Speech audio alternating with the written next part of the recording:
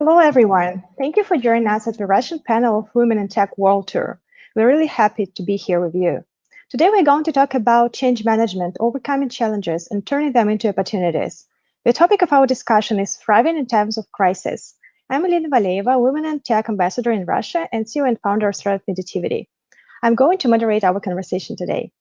So, without further ado, let me introduce to you our first outstanding speaker. Kristina Tikhonova is the general manager for Microsoft Russia.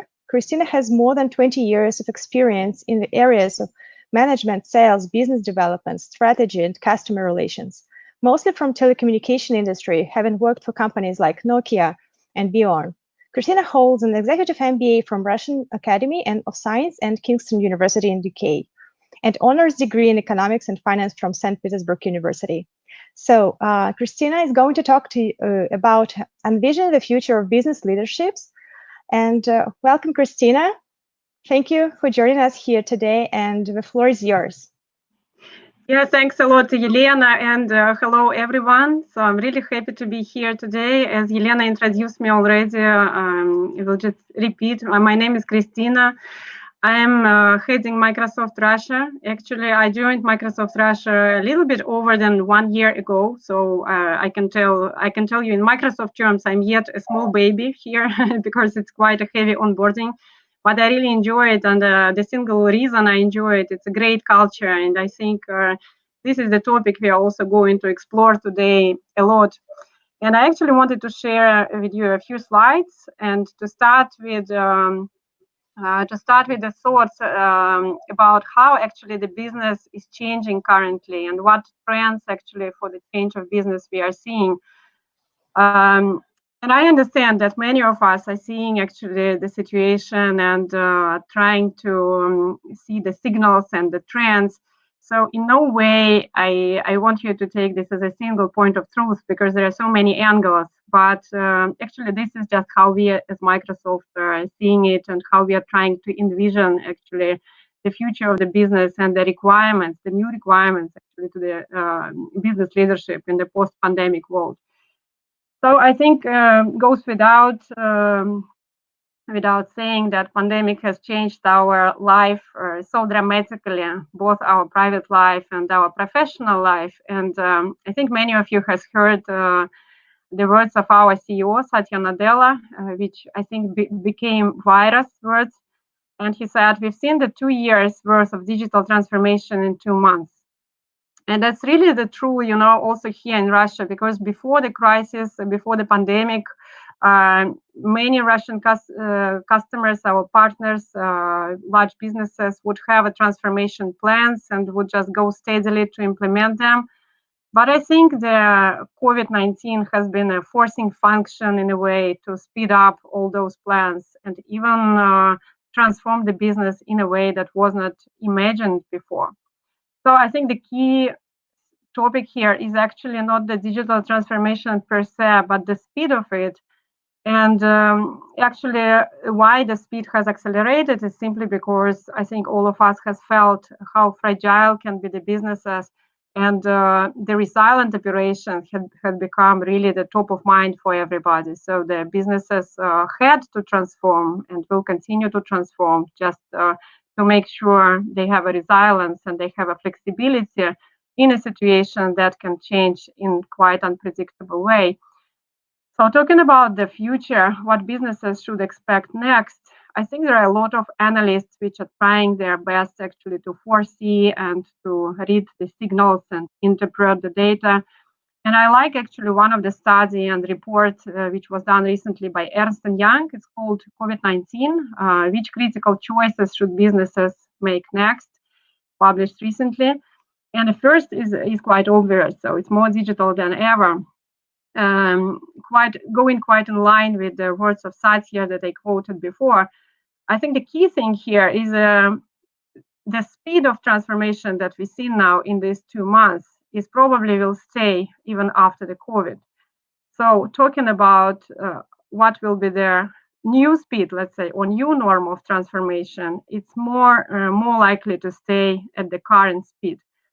And I'm talking like daily, talking to different CEOs, our customers and our partners, and some of them really were not imagining what they will have to do. For example, some of the classical retail businesses were saying like 6 months ago that they're not considering the e-commerce because they are traditional brick and mortar, and it's their strength, right? Their presence, their premises. Of course, it's not like this today, and more likely to stay and to continue digitize in the future as well. So the second trend, which starts to be observed, is businesses becoming more collaborative, because in a digital economy, actually the boundaries between the industries, between the businesses, are getting more blurry. And actually, companies are seeking for new ways of collaboration and reimagining the collaboration in order to share the risks, first of all, but also to co-innovate. For example, one thing that we are seeing now at Microsoft is that we are co-innovating with some of our customers, and it actually transforms our relationship. It's not anymore the relationships of vendor and the customer, it's relationship of us and the partner, and we are going and co-selling together the new solutions, the new IP to the other customers of Microsoft. So that's the trend which will be, I think, strengthened going forward. And the last but not least, the changing consumer and employee behavior. I think I mentioned the retail example, and this is where the consumer behavior is clearly changing. Somebody who did not order, for example, food or non-food through the internet had used to do it actually in these 2 months, and it's more likely that some of those habits will stay. And the same with the employees. Actually, I talked yesterday with some of the CEOs of large business, and he was saying, actually, we have a pretty large office in St. Petersburg, 1,500 people, and we could not imagine that all of those people can work remotely and actually can work quite efficiently. So now we are asking ourselves, should we let all the people come back, or should we maybe retain big chunk of our teams and our employees on the remote mode in the new realities? And I'm not even talking about the large companies like Microsoft and you name it, right, who will probably remain in the hybrid mode for quite a long time, and this hybrid mode might become a new norm. And what we also seen is that really the technology became the key enabler actually to make those businesses resilient and to make sure their operations are continuing. So, and first of all, talking about everything like remote work, remote education, where we've seen some of the large universities in Russia, all the schools, just to transform to digital education, not just in weeks, but actually in a few days, has been quite a challenge. And of course, the technology is there as enabler, is key, is very important, but it's not the only element, because you should have a methodology, you should have a different way of doing things. But what we also seen from technology domain, actually some of the technology groups has just flourished during the pandemic, because actually the maturity of certain technologies has reached a certain stage. And particularly talking about the artificial intelligence, just look at the number of scenarios where artificial intelligence has been applied now during the pandemic, starting with the medicine and diagnostics, where the artificial intelligence can be used just to analyze the medical images and see the early signs of disease, for example. Then it has been used for the face recognition by many governments in the world to see, for example, if the masks are on the citizens or not. It has been used a great way for the detecting the contacts during the day, so that the infected person could potentially see which were the contacts during the day. And it, of course, has been used for modeling, because I think the modeling which was done also during pandemic could not be possible without the algorithms and the machine learning that artificial intelligence has. But then, of course, as I said, the technology is just an enabler, right? And it's not enough. As always, it all starts with the people. It all starts with the culture and the mindset of adapting and learning. And I'd like to stay here for a while because it has been a great learning, I think, for each of us as a leader, as a manager, how we should adapt, how we should lead differently our teams.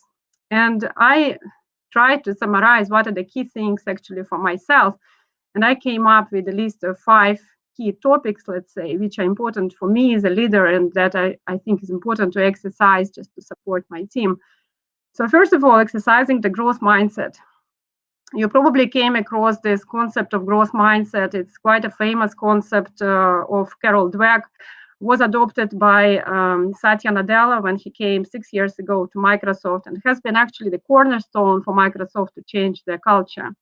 And what actually the growth mindset means, it means that we believe that the people abilities and the people skills can be changed, so it's not fixed.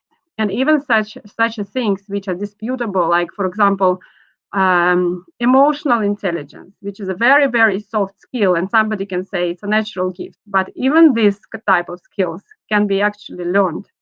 So, and we as the leaders have also to exercise the growth mindset in this period, because some of the practices which were working well in the office environment are not working in the new, let's say, remote environment. I will give you a very simple example. If you had some rhythm of communication, which was always successful for you, and actually is part of your successful management practices, it's not necessarily anymore supporting the way you want the team to collaborate. What we've done actually in Microsoft Russia, we completely changed the communication rhythm. We changed the rhythm of calls. We have daily syncs. We have more frequent communications with the employees, more frequent all hands. And it actually helps to keep and to build further our collaboration spirit. The second one is leadership versus the management. What I mean here is that, of course, management is important as a function of performance and making sure that the results are met, the deadlines are there, the standards are met. But the leadership is kind of getting even more important, because in these uncertain times, you have to motivate the team, you have to inspire the team, you have to help them actually to go through the challenges. And you have also to be very open yourself, right, as a leader, and to listen your people, because nobody knows actually the secret sauce. Nobody knows what will happen tomorrow. The third thing, which is very important, is the care element of you as a leader. Actually, Microsoft has a concept of coach and care. And the care part is becoming very natural in this time, because many of us has faced some challenges, and actually different challenges, because some of us are locked with the small kids at home and it's really hard to keep the usual business rhythm. Some of us have to give a care to people, to our family members who might be sick. Some of us have some other challenges, and it's really important for us as a leaders and as a managers to give in this time the care and empathy to our people, so that they can really feel support and do their best. And I think, especially talking about women leadership, I think this is our natural strength probably, and I think this is the circumstances where we can exercise it with the great authenticity. And believe me, I think your team and your team members, your employees will really appreciate that.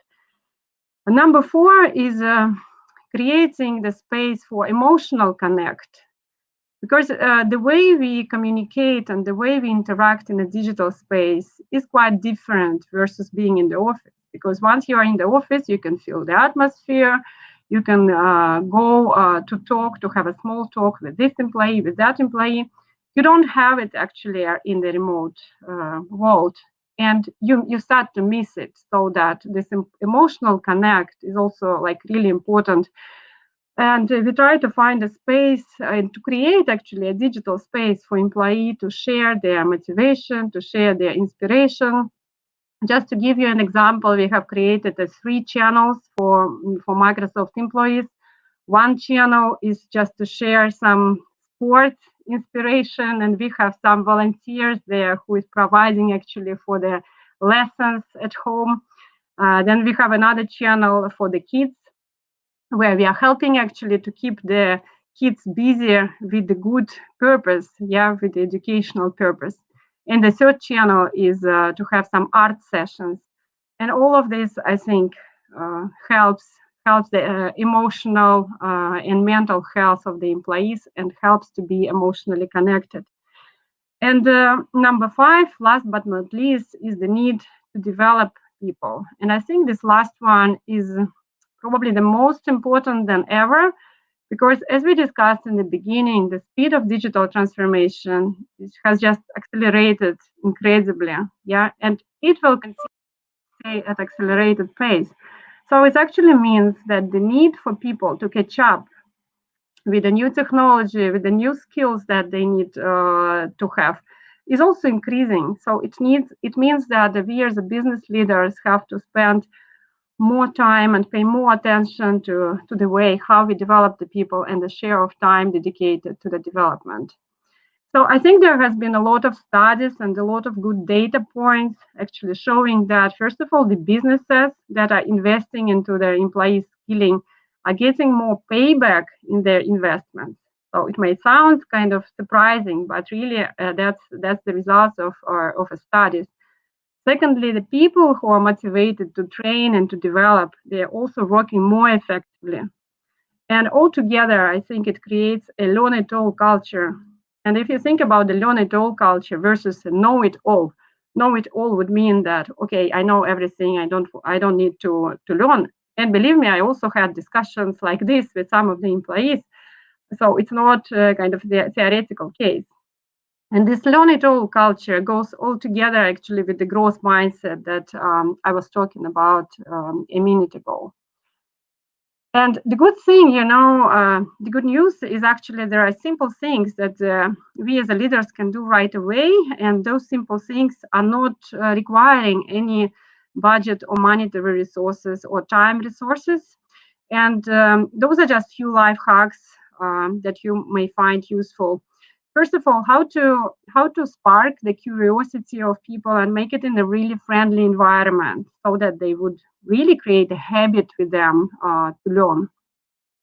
What we do, for example, is having a weekly virtual lunch and learn sessions where we invite one of the employees who has developed an interesting case or closed a very innovative deal so that he can share the case study and we can discuss it all together and we can learn from each other. Second one is give the people time and headspace for learning. So it means that the learning cannot happen only at the weekend or holidays, as it happens very oftenly. And this second one is really tough, actually, because we are so much in our to-do list every day, right, delivering on the results. So it's really important to give the time in the calendars for people, to time box the time for the education and to respect this time. We are not to over-prioritize it by something else. Number 3 is share learnings and development content with the team.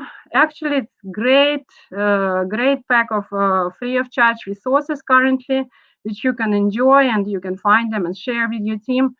Talking about the Microsoft resources, for example, we have Microsoft platform MS Learn.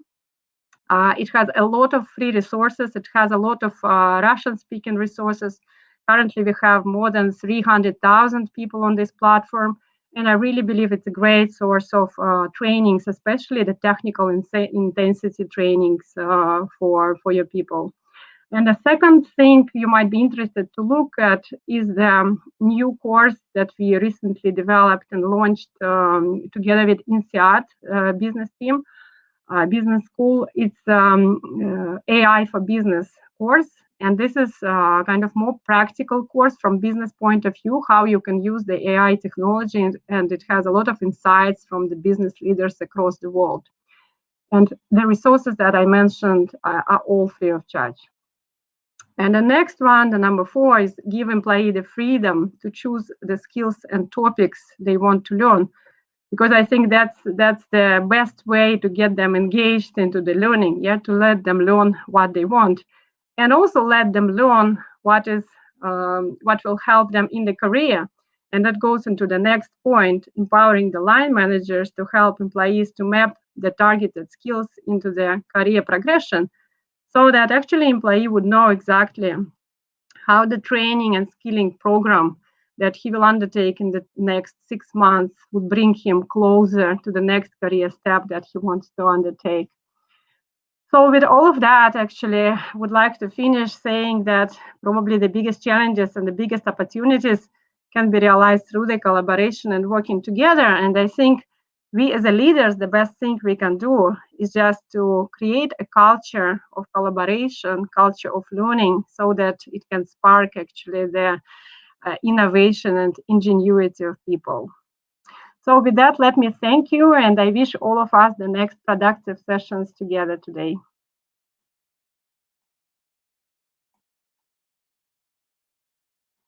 So Yelena, back to you.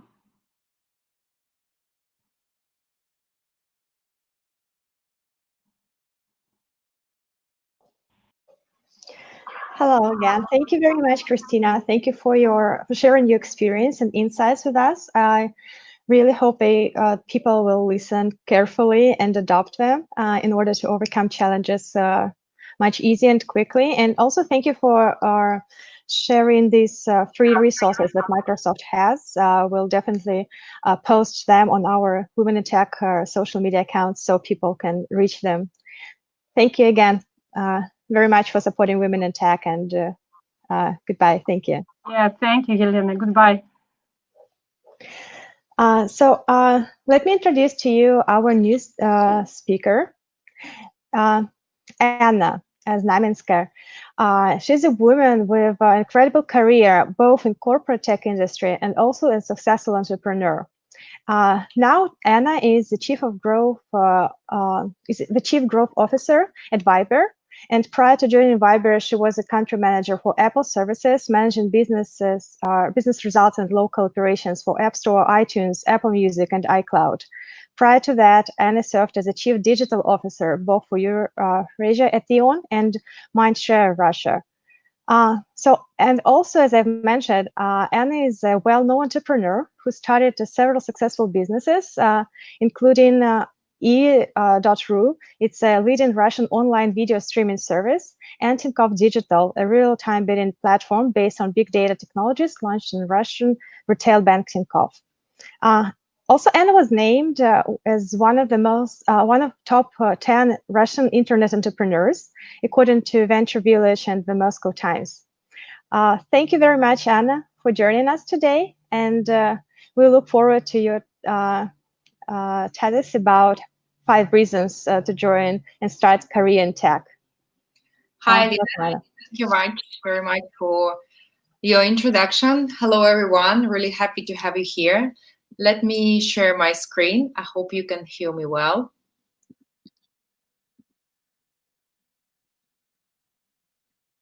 And you can see my deck.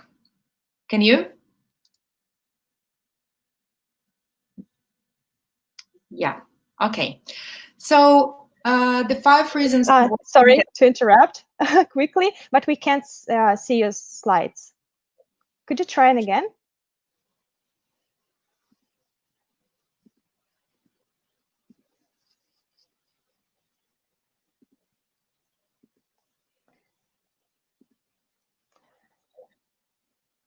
Yes, now it's perfect. Good. Sorry for the delay. Yeah, thank you very much. So 5 reasons to work in tech, and especially in post-pandemic world. So we all know that work in tech is something like very cool. A lot of people really want to go into this industry. First of all, because there's a lot of really interesting things happening there. There's a lot of new projects and companies in this industry, well known, like Apple, Facebook, Google, Uber, all mass media really love to write about tech.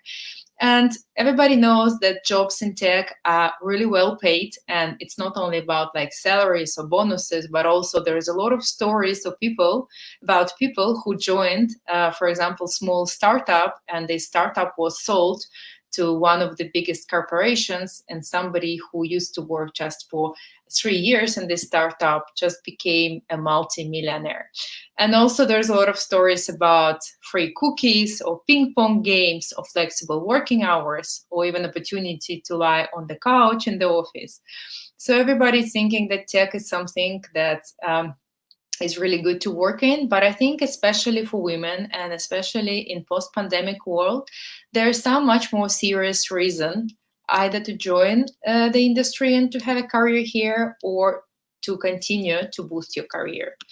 So the first one I would think, what is a new normal and why it's the right timing for women and to build a career in tech. So the first thing I want to talk about is basically that everything becomes tech. What it means. We usually get used to think about tech as a vertical, as all these big names that I just mentioned. But it's not anymore like this. Not only pure digital companies like Microsoft, or Apple, or Facebook is a tech. So basically every vertical is becoming a tech right now, because retail companies and retail chains, they need to go to a new operational and business models, selling their goods and services online, supporting their customers, trying to automate all the process that they can do. And they also need these new tech and digital leaders. It's also, let's say, when we talk about tech, is Citibank a tech, or is Vodafone a tech? Probably we might say that this is like a banking and telco industry, is nothing to do with tech, but it's not true anymore, because these companies are completely digital right now. They do all the operations online. They acquire customers online. They serve customers online. They're trying to build the environment where all the operations can be done without leaving your home or your workspace. So I can say that basically every vertical now becoming tech. But it's not only about the verticals, but it's also about the functions. Because before, probably people were thinking about tech in the company, like there is some geeky guy sitting in IT department doing some coding, or maybe working as system administrators. But basically every function right now is becoming digital. It becomes tech.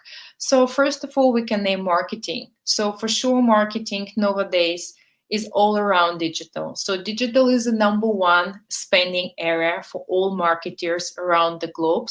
And here we're not talking about only digital marketing, as they say, like banner advertising or search engine marketing, but everything that we rely on data. So data scientists are number one people that are really needed by marketing director, because CMO wants to see all the funnel and all the way that user joining the company as a client will go inside the funnel. So also not only marketing, but also sales function, for example, the commercial director, he's also very interested in selling the goods through online. And it's not only about let's create an online shop and let's sell our goods online, but it's also the integration with like marketplaces, or how we can use social media to sell our goods online, or how we can use chatbots and messengers, for example, to talk to our customers. Also, customer support is one of the most digitalized functions right now. So if you talk about, let's say, big B2C companies like telco or banking or travel or retail, when you have hundreds of thousands or even million customers, you need to serve them. And artificial intelligence and chatbots and all, let's say, remote opportunities to serve your customers online, like mobile application or the website, will help you here. So that's why a lot of people who can work in these areas are needed. So it's not only by verticals and functions, but also organizations that before probably were never considered as a part of the tech ecosystem. Organizations like non-commercial and non-governmental organizations, NGO, also need tech specialists. So, for example, we in Viber, we did a partnership with World Health Organization during this COVID-19 situation to fight fake news and disinformation. We made an interactive chatbot. We localized this chatbot on 23 languages, and it got, in just a few weeks, 3 million subscribers. So basically it means that on our partner side, there is also some people who are head of digital or digital managers that needs to know how to work with emerging technologies and how World Health Organization can use emerging technologies to make their program more popular and to expand their impact on the world. Another example that we need is governmental partnerships. In many countries around the globe, we did more than 110 official COVID-19 communities, including Russia, Ukraine, Hungary, Philippines, Myanmar, Sri Lanka, many countries. We got over 15 million members worldwide. And it's also a good example how local health authorities and governments can use messaging apps and social media to inform the citizens and people around the globe about COVID-19 and basically what's happening, and give them all the news and important information. So the second reason is definitely the high demand for workforce, for qualified workforce in tech. So if you look at the United States, last year in 2019, there was 4.6 million job openings in US in tech industry. But if you look at Russia, it's the same. So in like our major website, hh.ru, where you have a lot of open postings, you can see that IT, tech, and digital industries have the biggest amount of job openings, with 25% growth comparing to last year. So basically it's like one quarter. And what is interesting, that there is 17% more roles than CVs. So we can see that definitely there is a lack of people and there is a high demand. But it's a lot of opportunities for women, because if you look at United States, you will see that women still underrepresented in tech. And for sure in Russia and in many other countries is the same. So in big companies like Facebook, Google, Microsoft, and Apple, you still can see that women are taking a very few percentage of tech jobs. Leadership jobs are a bit higher, but still you cannot compare it with men. And definitely there is room for improvement here. The reason number 3 is that now we can say that it's not anymore like a work from home policy. I would say it's work from anywhere. There is a funny picture from New Yorker magazine that kids are bringing desk salad to mom, and mom has a little office on her bed. So you probably have heard that Facebook, Google, and Amazon, they expanded the work from home policy till end of the year. CEO of Twitter a couple of weeks ago has said that people can stay at home forever. They don't need to go to the office.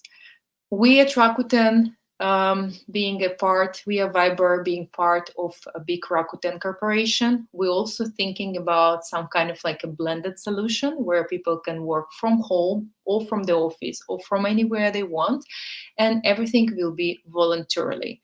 So I think for women, it gives great opportunity to have this work-life balance that they're seeking, looking for, and definitely tech in the industry where they can find it.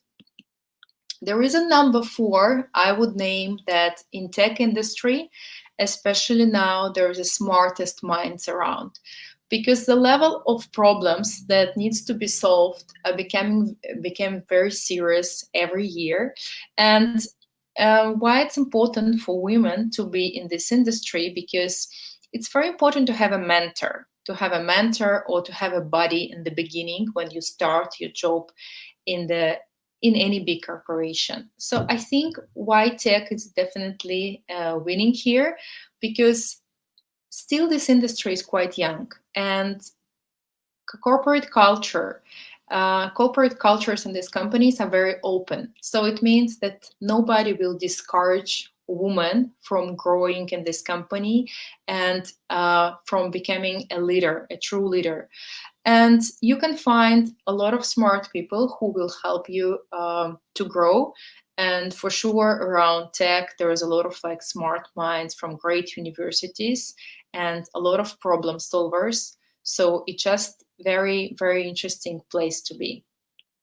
And the reason number 5 I want to mention is basically that I think it's important for every woman that you cannot only, let's say, go to your office or work from home and like make money and get your salary, but you also want to make an impact, right? It's like very important.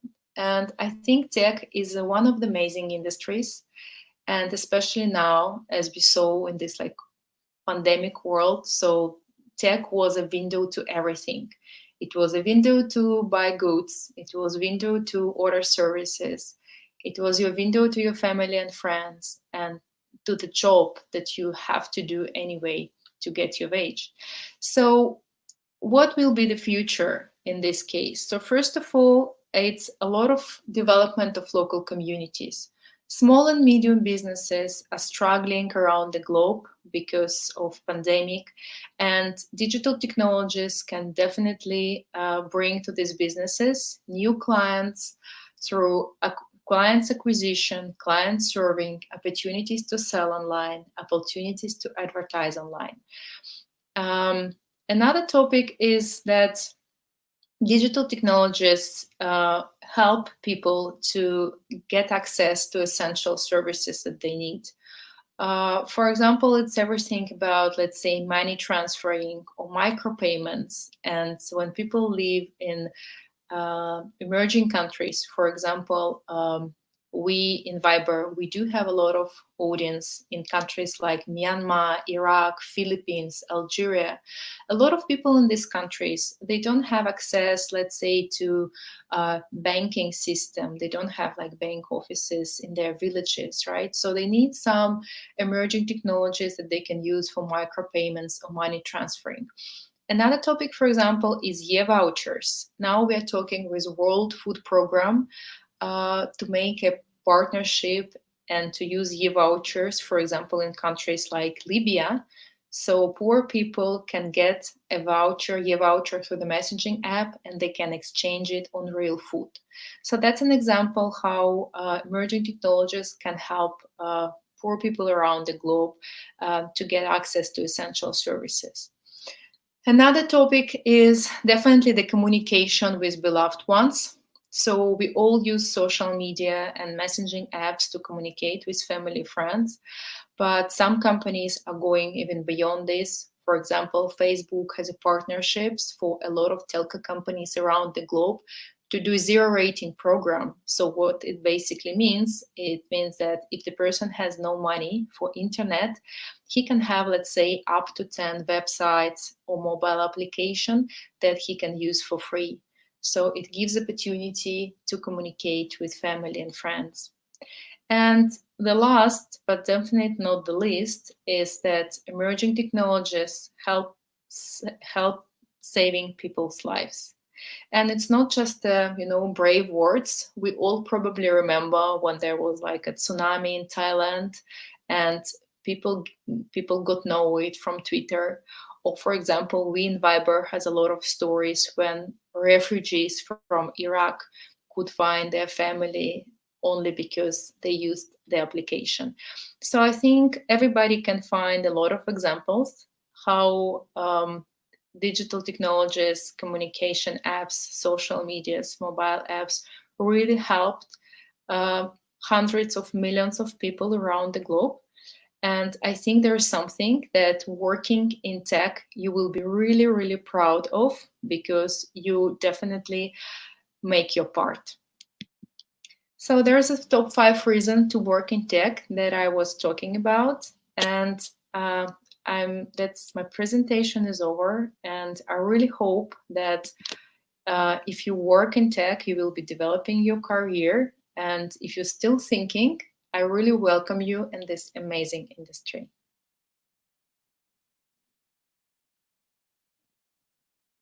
Thank you, Anna. Thank you very much for this presentation. I'm sure that people who hesitated before now are truly convinced joining the career in tech industry and IT. Thank you for bringing up this socially important and positive impact. It's especially during these times, it's vitally important and essential for everyone. And I'll be happy to continue this conversation with you and two other amazing speakers that joined us. Here with us, Maria Lesnych. Marina has worked for Dell Technologies for more than 13 years. She has expanded her role and leads a highly distributed team focused on building an ecosystem that nurtures and promotes innovation across all engineers' team in the storage division globally. She's an active member of the Women in Action at DAC Technologies since 2014, including a tenure in a co-lead role, as well as being an executive sponsor for Women in Action chapter since 2018. Thank you, Marina, for joining us here today. And we also have Yekaterina Mitusova. Yekaterina, after 5 years in marketing for B2B service companies, she moved to IT as a digital marketing professional and channel sales partner manager at Google. After Google, she moved to Wrike, and now Yekaterina is managing the international customer success team at this company. Thank you, Kate, for joining us today. Now the whole world is experiencing turbulent times, and changes are hard both for people and individuals. It requires a strong growth mindset, as Christina said at her first keynote speech, and also resilience to quickly adapt to changes. That is why for our discussion panel, we choose the topic change management, a curse or a blessing. So, Yekaterina, let me address the first question to you. Why are people resistant to changes, and what are psychological and cultural aspects of changes? Yeah, thank you, Lina, for the introduction and for this question. So when the change is initiated, there is usually a very, very positive intention behind it. So for example, we drop our bad habits to adopt a better lifestyle, or companies introducing the new software to make life of their employees more efficient and allow more time for valuable work. But according to McKinsey, 71% of all the change management initiative globally fail, because change is very, very complicated thing. First of all, there are different levels of changes. It can be a country level or a cultural level. It can be an organizational level and a personal or psychological level. And the most important, there should be a plan. Plan preparing for the change, collecting feedback, implementation, and then communicating the change. And there should be a why behind the change. And that's why people are resistant. They're lacking the why. And this is once again based on the multiple level. Thanks to Christina, we've already touched upon the growth mindset concept. And this is very, very important. There is a growth mindset on one hand, and people are open to change. They perceive it as the opportunity. They will be your drivers of change. They're ready to fail. They're ready to learn, and they're ready to accept the feedback. But on the other scale, this is the fixed mindset. And mindset is based on beliefs and fears. And people with the fixed mindset will be your change detractors. They base their beliefs and fears that leaders are born and not made, that they have the specific set of skills, they're really afraid to fail, and they perceive feedback as a criticism. So when you introduce change, those detractors will ask you, why this hasn't been consulted with me? What's in it for me with this change? And you should keep in mind that they are based on fears. People may be afraid to lose their job, or they may be afraid that the change will show their incompetence or they feel a failure. So this is just the one level. We can also speak about the organizational level. So usually we speak about 4 types of organizational culture. This is adhocracy, like innovation startup culture. This is clan, family-like culture, hierarchy, very formal one, and then market, very result-driven. And depending on the type of culture, change is perceived differently. For example, family-like clan culture, they're really avoiding the conflict. So when change is bringing the conflict or some unpleasant results, it's really hard for them to overcome it. For hierarchical culture, you should really document and build instruction for every single type of change. Everything should be there as the playbook. And I also want to speak, just briefly touch upon the country level or the cultural level. Some cultures are really open to change. Some cultures are not. There is a high and low context cultures. For example, if your country has gone through a lot of, political, economical changes that haven't brought a lot of, positive results, you will perceive everything as a threat at the higher level. So bear in mind, there are different layers, there is a mindset, and also there are different beliefs and fears that stand behind the changes. Thank you. Thank you, Kate.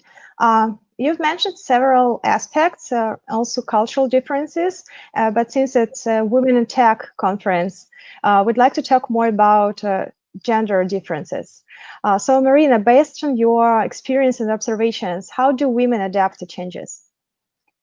That's actually a pretty interesting question. Thanks, Alina, and thanks for the introduction, by the way. So the thing is that I actually don't think that there is the right answer to the question who better manage or adapt or accept the changes, whether it's men or women. So based on my observations and some little experience, I truly believe in that men better manage the changes, while women better adapt and accept the changes. And listening to what Christina was talking about, about nature, about women, she was talking about leadership, that it's natural for women. I'm also thinking that adapting the changes is also something that is in our nature. Like just giving you a small example, I have my team, which is our multinational team.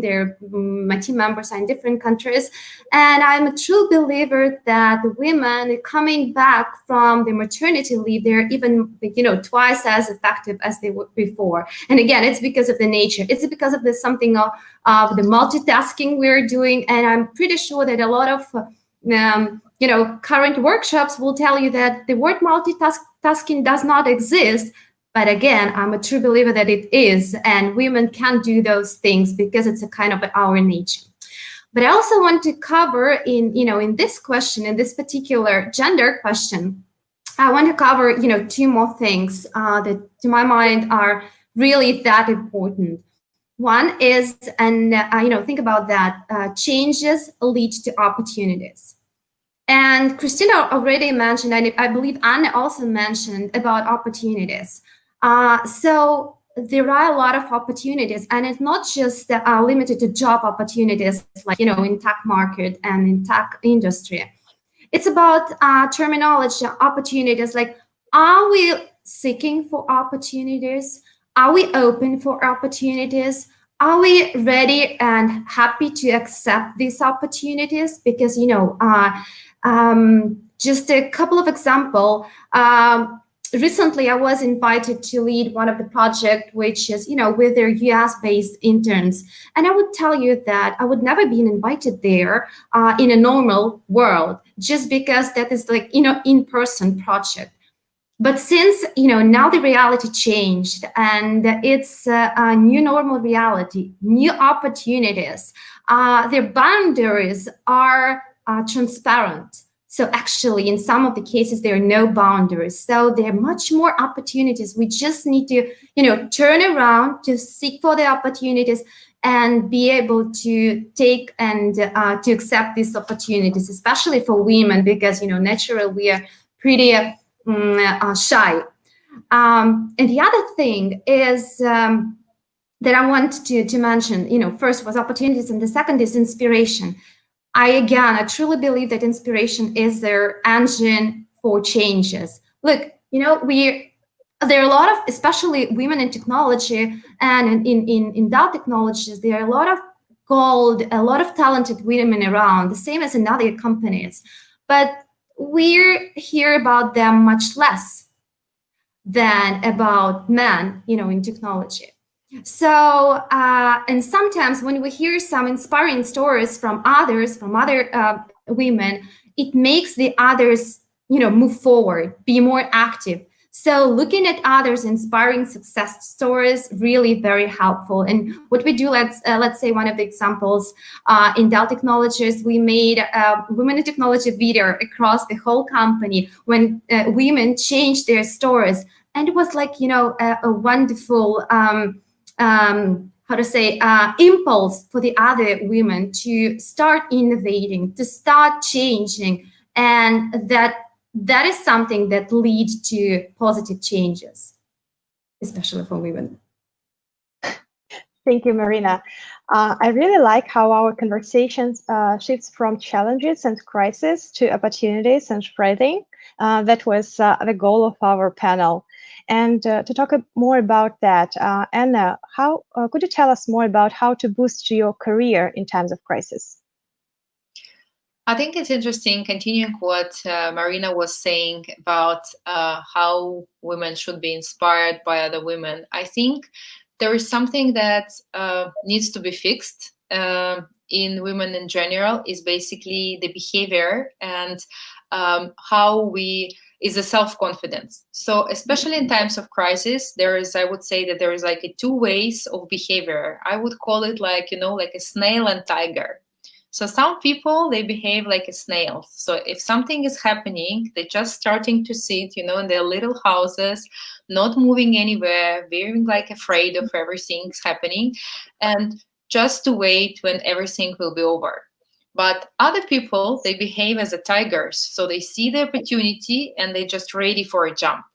So I think that crisis, especially in the tech, is definitely time for being a tiger, because you can have different ways. So for example, let's say if your company is doing well, definitely you can grow like together with the company. It will be like new opportunities, for example, areas like e-commerce or like collaborative tools, video communication, social media, ed tech. These industries are growing. Biomed tech, for example, like huge growing industry right now. But for example, if your company is kind of like in the middle, on the verge of not like really growing, but also not falling down, but just in order to be on the safe side, I know that like a lot of CFOs usually trying to cut, they cut some people, they cut some expenses. So maybe there is a good opportunity for some women to take new responsibilities. So they can say that, yeah, okay, this department was cut, or maybe some positions were cut. So can I have the opportunity to take it? Can I be leader of this function? So you can show yourself and can try to take some leadership and ownership right now in this time of crisis, just because there is more like free room. And if the situation is worse, for example, your company is not doing well, and some industries, as you know, for example, like mobility industry, let's say Uber, Get, Airbnb, Booking.com, so companies who are working in travel marketplaces, mobility, these type of industries. And there is like two ways. The first one is definitely an opportunity to find a new job, and there's a lot of job openings and companies that are doing much better.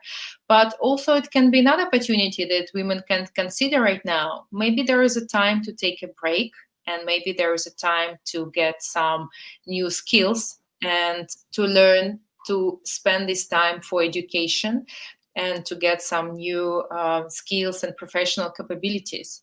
Because usually, like a lot of people usually go, for example, for an MBA in times of crisis. So if you look back in 2008 or 2014, there was a lot of like MBA spike.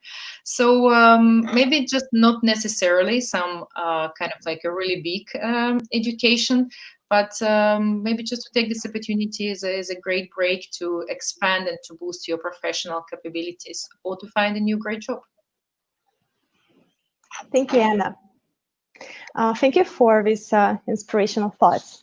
And to continue this conversation about change management, nowadays we're experiencing so many changes all over the world. And do we need to accept the idea that constant changes are the new norm? Marina, what do you think about that?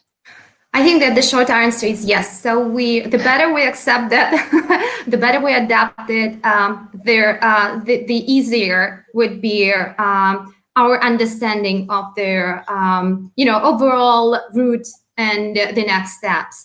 For sure, we don't know what is going to be tomorrow, like Christina mentioned in her presentation, and there are a lot of challenges ahead. But yes, there might be dramatic changes in the IT industry or in other businesses for sure. But I think there should not be an fear. So I truly believe that, yes, we do have to do this next step. Thank you. So also, Anna, you've mentioned that leaders are the ones who are responsible for leading these changes and encouraging teams. So what do you think, like how, as a leader, you should train and support your team to overcome crisis? How do you manage that at your workplace?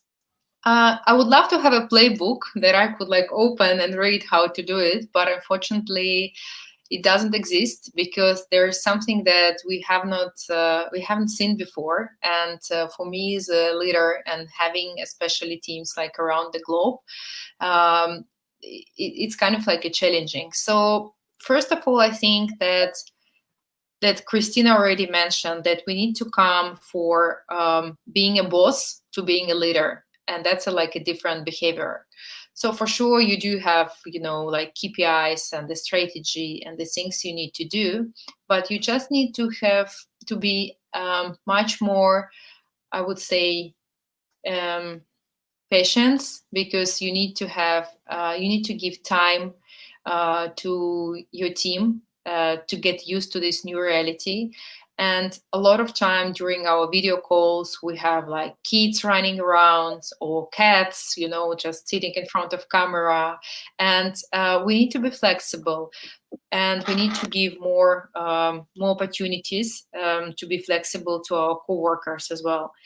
The other thing I think we need to have not only meetings to work, but also try to have meetings just for non-working topics, just like non-topic. There is non-topic and there is no title for this meeting. So we can talk about families and we can ask more questions. And definitely now we have to spend more time starting every meeting. We need to spend more time for kind of like a small talks, trying to understand, like the mood of our employees, how they're doing, like what's happening in their families. It's very important. And I think maybe the last advice is to smile, because when you physically sit in the same office with people, you can feel this attitude and like you understand what's going on the other side. And now it's very difficult because you see like in a little screen your co-workers and colleagues. So the more you smile, there is more chances that you give this attitude to people. Yes, it's really important, the power of smile. Thank you. And Kate, to end our discussion at the positive side, what positive sides of changes can you mention, especially in times of uncertainty? Yeah, I'll just sum up what Anna and Marina said. So first of all is the multiple outcomes and the opportunities. As Anna mentioned, maybe it's time to learn to adopt the growth mindset and learn the new skills. Or, right now the change is forced. It's like taking a plaster from a scar tissue that is still there, and you are forced to do something. Maybe it's layoffs or crisis in your department or a company, but adopt the mindset and learn something new and find a new job and support each other. And that leads me to a second point, which is compassion and empathy. We're all right now at stay-at-home mode. We're all stressed. We don't know what's going to happen, next week or even tomorrow. We wait some news from our governments regarding when businesses will be opened and we will be allowed to go out somewhere. Be compassionate to yourself and to your colleagues. And I even feel it with the clients. People become more open. They share, their stories, kids. They can tell you, hey, this is my grandma. Say hi to my grandma on the call, cats, dogs, everything. But be compassionate to yourself, to your colleagues, to your clients, and to your friends and family. And the last one, I want to mention that the change is inclusive. It is a global change, global pandemic, so it doesn't choose the country. And right now, all the moms out there can feel the pressure, and they are staying at home with their families, parents, and their partners. And finally, we can all say that it's the second job, coming home and then cooking and having kids. And it's not just us saying that, it's pretty evident for everyone who is there. So there is always a positive side. There is always a light in the end of the tunnel. It's really important, the perspective that you adopt on this change. Thank you. Thank you, Kate. And also we have 1 minute to answer the question from the audience. So Lori, please letting Lydia. She has a question from the audience.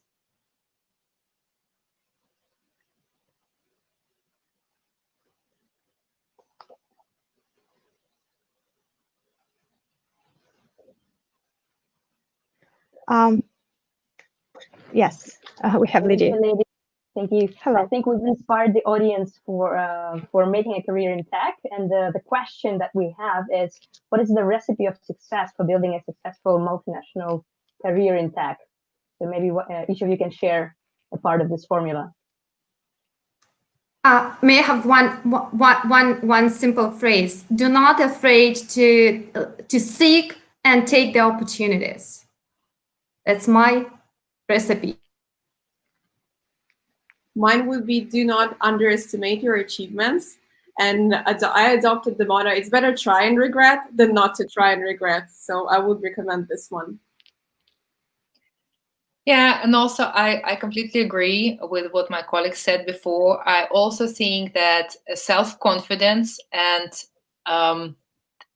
capability to make yourself, to describe yourself, I mean, to describe yourself very well in like your CVs or be prepared for interviews is also kind of part of the job, because usually women are much more modest. And, you know, I always saying this, that let's say if you have a great job opening and you have 100 requirements, and if women will have 99, she will be still thinking, should she apply or not? And if the guy, if the man will have 20, he will definitely apply. So I think that's the main point, is being self-confident in all your achievements. Yes. Thank you, ladies, for this answer. And also, Anna, Екатерина, and Marina, thank you very much for joining us today and for sharing your insight and experience. And thank you, the audience, for watching. We really appreciate that you spent this hour with us. And we want to encourage you to embrace changes and embrace crisis, and set your mindset for growth and seek for opportunities and not be threatened by challenges. Thank you very much. Thank you. Thank you very much, guys. It was really nice to see you today.